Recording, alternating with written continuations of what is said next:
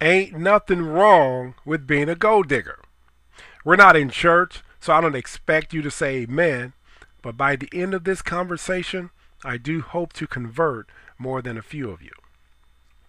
To keep from being labeled a gold digger, I hear a lot of you make the disturbing proclamation, I don't want your money. I'm independent. I got my own. When I hear this, I want to say to you, that's okay. But it's also okay if you do want the money. In other words, I want to tell you, ain't nothing wrong with being a gold digger. Then I want to explain to you why this is so and how you were tricked into believing otherwise. Many men lament, I don't want a gold digger for a girlfriend or a wife. I want a girl who wants me for me. I want a girl to care for me, be there for me, and be down for me. In addition, they warn their friends, man, she's a gold digger, so don't get involved with her. What's more, they argue, if she's there for the money, she is using you, and she probably won't be around long. This attitude about the good and bad reason a person desires a relationship has won acceptance by pop culture. It was formed from the fallacious belief and fantasy that the ideal intimate relationship scenario is two people getting together only for love, because they care for each other and want to be there for one another as a result. However, in consideration of the actual dynamics that lead two people to desire a relationship, this attitude is at least illogical and unreasonable. And it is why ain't nothing wrong with being a gold digger. If a man desires a relationship with you, it would be because he is physically and or sexually attracted to you. In addition, because of this sexual and or physical attraction, he will want only a sexual relationship with you. Or in addition to a sexual relationship, he may want to build a family with you. And or he may want you to be his wife, and or for socializing, and or to be his life partner. The point is that no matter the reasons for his wanting a relationship with you, it would be for his personal pleasure and emotional satisfaction.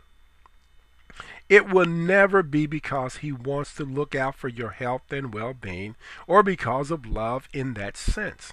Now, he may come to care about your health and happiness, but that will come after you've satisfied him personally, if at all.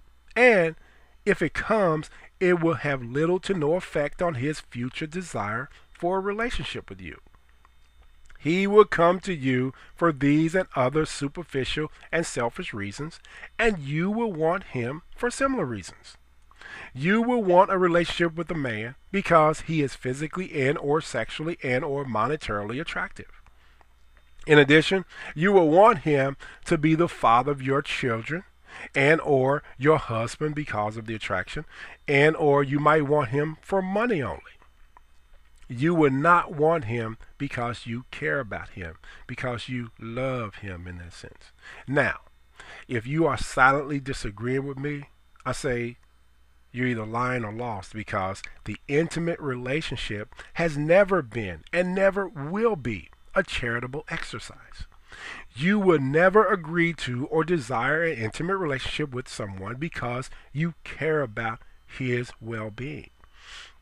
It will always be because you want something from him for your personal pleasure or because you want him to satisfy some personal desires of yours. But guess what? That's okay. It's okay to want that man for the same reasons that he wants you, for superficial and selfish desires, because they are the building blocks of relationships in general and the intimate relationship in particular. The great Dr. Martin Luther King Jr. stated, a true alliance is based upon some self-interest of each component group and a common interest into which they merge. For an alliance to have permanence and loyal commitment from its various elements, each of them must have a goal from which it benefits, and none must have an outlook in basic conflict with the other. Dr. King makes two relevant points. He affirms the fact that we desire a relationship or get together for selfish reasons, and he says that these are healthy reasons for a relationship. In other words, physical, sexual, material, monetary attractions are necessary pieces for intimate relationship building. The superficial and selfish nature of the intimate relationship is what makes it so fragile. Therefore, the concerns that we have about getting involved with someone who has a personal agenda are real and well taken. If that person who was attractive for his money loses his money, he will likely lose the relationship. When the well runs dry, so to speak, she's out of there. It is this reality of attraction lost that has helped recreate and continues to fuel the fire of the anti-gold digger concept. However, let's not single out the gold digger. This scenario is a possible outcome no matter the reasons for wanting an intimate relationship. What do you think happens when that once fine chiseled body of yours is now more comparable to an oddly shaped balloon, or when your waistline looks more like a clothesline with too many clothes on it? He bails with another woman who looks like you did 10 years prior, right? In other words, the gold digger is not the only one who could bounce. Any of the bricks that form the original foundation of an intimate relationship can crack or break or separate. As a matter of fact, a friend of mine who is going through a divorce told me that her husband, who is seeing another woman, told her that she has gotten fat and he, as a result, doesn't love her anymore. Also, you've heard people say things like the relationship ended because the sex got old or because he don't love me no more. No matter the reason, it could happen. The possibility of attraction loss is an unfortunate reality of the intimate relationship, and it is why agreeing to a relationship will always be a gamble. But it doesn't mean the intimate relationship is doomed. In spite of the potential for attraction loss, a happy and fulfilling intimate relationship is still possible. You simply have to take the steps necessary to secure it. For example, for the guys who have to deal with the women who want money, I encourage them to follow the old saying, don't throw the baby out with the bathwater. In other words, don't worry that your money is an attraction.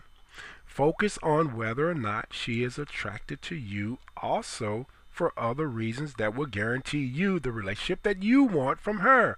Because if she is that person, then the relationship might be worth every dime. This is no different than saying to the woman, expect sex to be one of the reasons he wants a relationship with you, because it will be.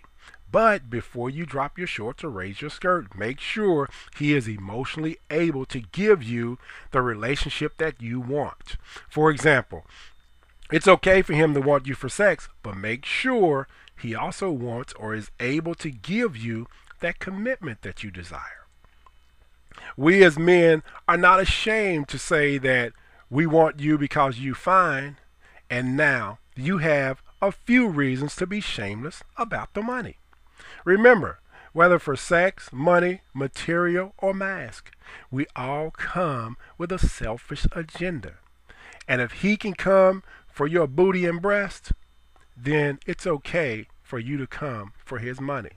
So girl, get your money, because ain't nothing wrong with being a gold digger.